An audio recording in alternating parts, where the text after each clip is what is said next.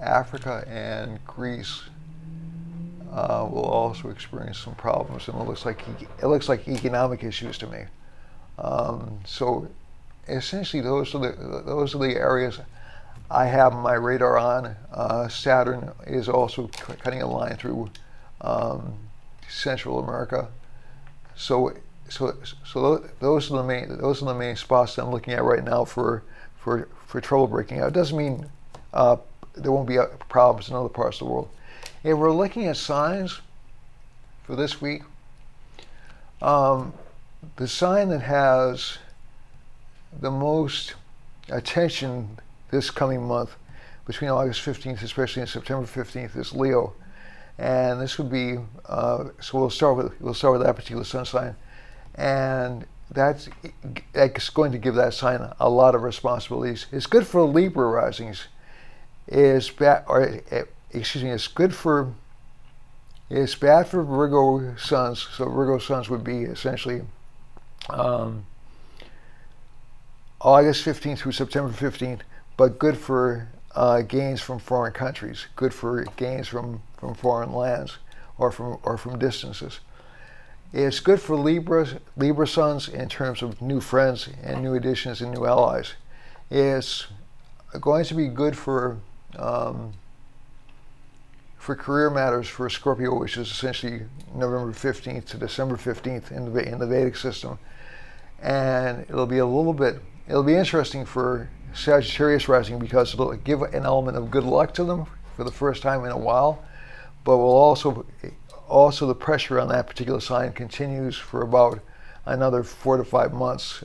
So just a lot of responsibilities, just a lot of confusion for Sagittarius suns, and that's between December 15th and January 15th.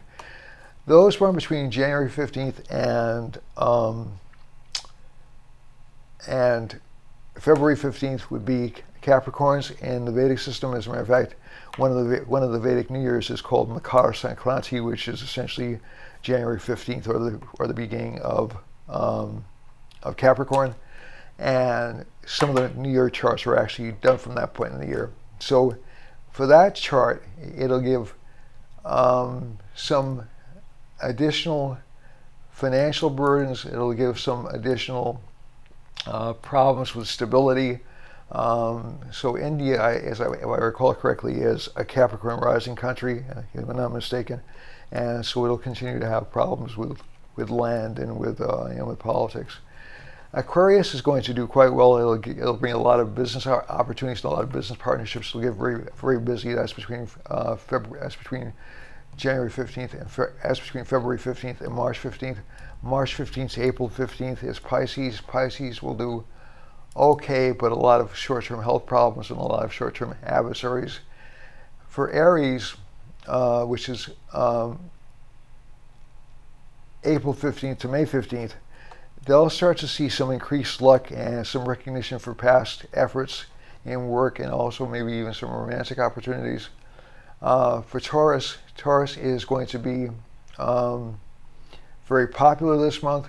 Taurus is May 15th to April to June 15th, and actually that particular sign is going to see increased debts, obligations, a lot of interest in occult matters or hidden matters or investigations. It doesn't necessarily have to be spiritually inclined. And there'll also be a lot of activity at home, a lot of disruption in home life. For Gemini, which is June 15th to July 15th, Rahu still sits in that sign for another year or so, so there's still going to be a lot of wandering and a lot of attention for fame and recognition, and a lot of ambition driving that sign.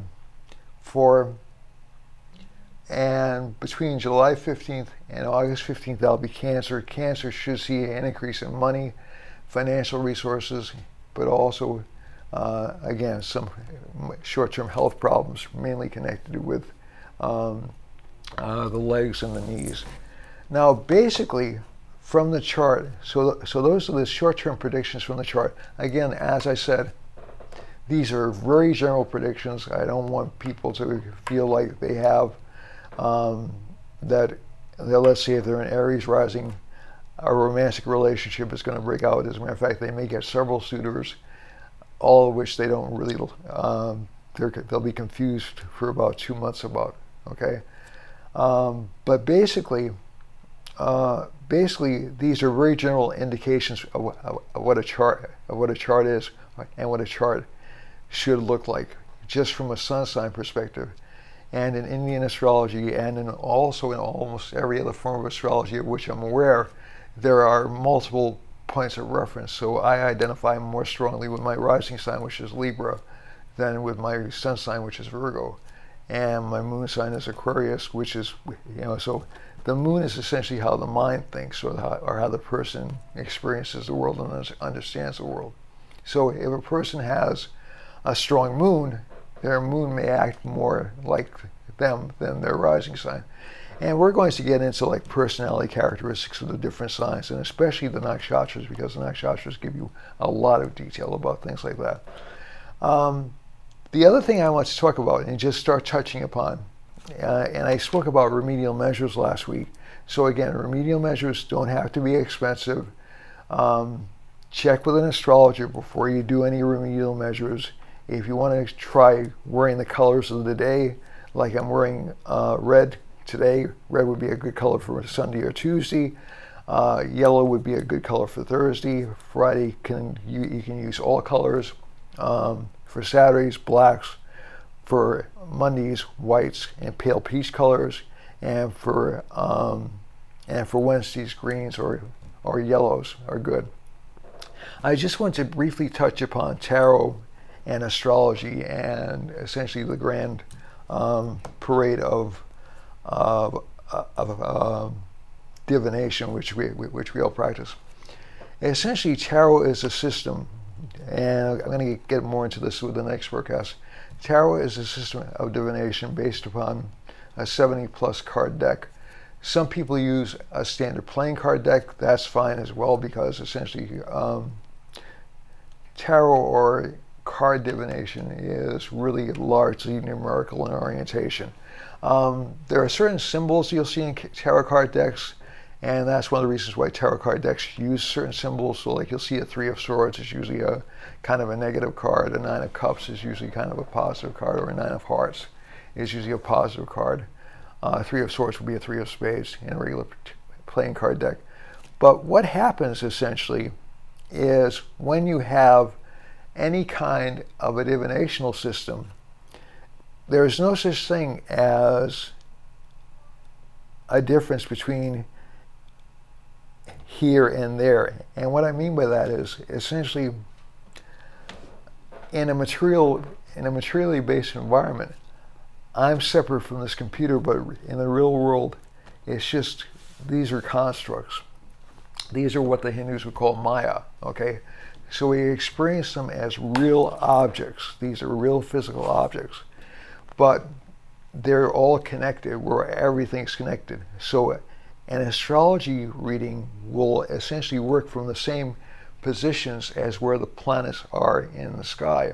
So there's really not, the difference is in the mechanics and the basic rules of astrology. So there are many, many rules in astrology. So if you go to any, especially classical astrology, Greek, Islamic, any of the Islamic-based systems, any of the Sumerian-based systems, and you can find some of the old books, you'll see a ton of rules that says when this happens and this happens, such and such will happen.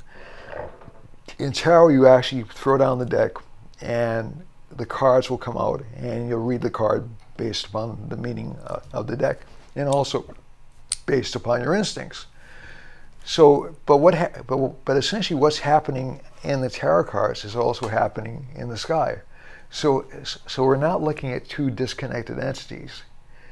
The rules of interpretation are different, but they're both linked ultimately in the same source. That's why you'll go to a good psychic, or you go to a good tarot card reader and you'll get a good reading. That's why you'll go to a good astrologer and you'll get a good reading. That's why you'll go to somebody who's having a bad day in those fields and you'll get a bad reading. The day itself may be bad to have a reading. Okay? So it's important to keep that in mind.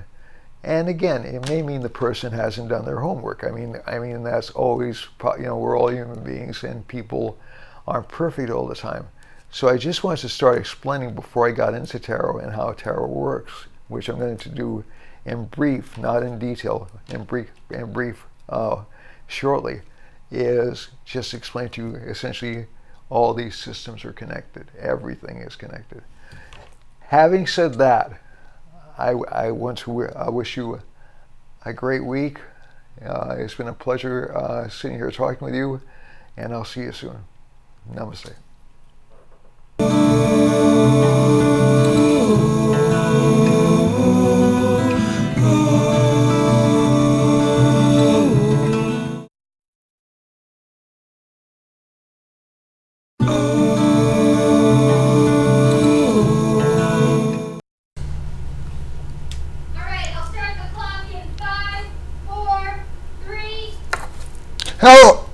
Hello, my name is Gary Gomes. I'm here at Great New Bedford Cable TV again to talk to you about astrology and a variety of related matters. I hope you enjoy the show. And we'll be talking this week a lot about what the Indians use as remedial measures. Now, in Western astrology, you do have the concept of remedial measures. So a lot of folks don't realize that, but a lot of the concepts, the way Western astrology basically evolved, it came out of a Greek tradition, got modified a bit by the Arabic world when the Arabics decided to preserve Greek knowledge. It was actually taught in monasteries and other places like that during the Middle Ages, but not extensively. It wasn't really church canon, and they didn't really like the idea of what were essentially pagan deities like Jupiter and Venus governing people's lives. So there was a sort of a disconnect between the two, but a lot of great Western scientists were actually astrologers, like Kepler. Newton was known to have drawn up astrology charts as well, which I find fascinating, and you had it going as late as, there's the infamous story about Dr. D, who became Queen Elizabeth's astrologer, and he actually predicted she would live when she was threatened with that execution. So around 1500, maybe up until around 1700 AD, it was fading in popularity in the West. Nicholas Campion has written some excellent histories on astrology. I highly recommend them.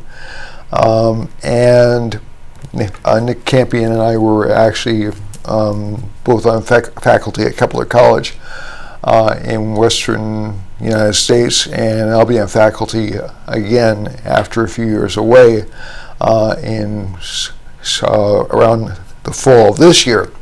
So Kepler is really fascinating. It's an institution which is devoted pretty much exclusively to the study of astrology. They do grant associate degrees. They were trying for a 4-year certification. They're going to retry for certification as an accredited college again. And so it's really, I'd recommend checking out their website. Kepler College is the name of the school. There have been a lot of great people who've gone through there. Robert Hand, who's really well known in Western astrology, was on the faculty there. Lee Lehman, who's a friend of mine and was my boss when I was at Kepler College, was on the faculty there, and she's well known for what they call prashna, or question-based astrology. And just a lot of really good people. Dennis Harness from the Vedic astrology tradition passed through there. I know I'm missing some really good people, but Ken Miller's the current president, and he's a really great guy, very open-minded. So we have all these astrological traditions represented at Kepler. So let's say Vedic isn't your thing. I teach Vedic, and we'll have some other people teaching Vedic astrology. But let's say Vedic astrology isn't your thing, you're more interested in Western, you can study Western astrology there too. So essentially, and also Chinese, and also a variety of other astrologies. Also, just to let you know, before I get back into remedial measures history, I also have an institute called the Great International School of Astrology with Shanae Devi-Hausman, and who's a well-known astrologer in Turkey, Lita Donatella Rybak, who speaks several different languages. She's a well-known astrologer here who lives here in the United States, and I have a young man, Krishna Uyakod, who lives in Uruguay and also teaches through Shivananda ashrams. He teaches yoga at the Shivananda ashrams. So we have, and I know I'm leaving out a lot of people, and my apologies to them, and I'll mention them in future broadcasts. But basically, what we're trying to do is set up an international faculty, a multilingual faculty, but this is exclusively Vedic, and we're trying to set it up so we can have access to Turkey, access to people in China, access to people in Russia. We have one young lady who's Serbian, who actually teaches with us. So it's really a widespread group that I managed to pull together, or between Shania and I have managed to pull together, and we're looking forward to launching this fairly soon. So getting back to, but we'll be talking about a lot of different traditions, and as these lectures go on, I'll be discussing other traditions in astrology, so you get a broader scope of the astrological heritage, at least as we know it, that exists in the world. Chinese astrology is much more than, let's say, you were born in the year of the dragon, or you were born in the year of the snake, or born in the year of the rooster, or tiger, or boar. This is the year we're in right now. And all these traditions, and there's Mayan astrology, there are all these traditions that are just fascinating, and people trying to figure out their lives by looking at the planets in the sky and looking at the patterns in the heavens. So all these things are worthy areas of study. There are many people who study them for many years. So getting back, so remedial measures do exist in Western astrology. Western astrology did actually come out of a tradition which was largely banished. It was largely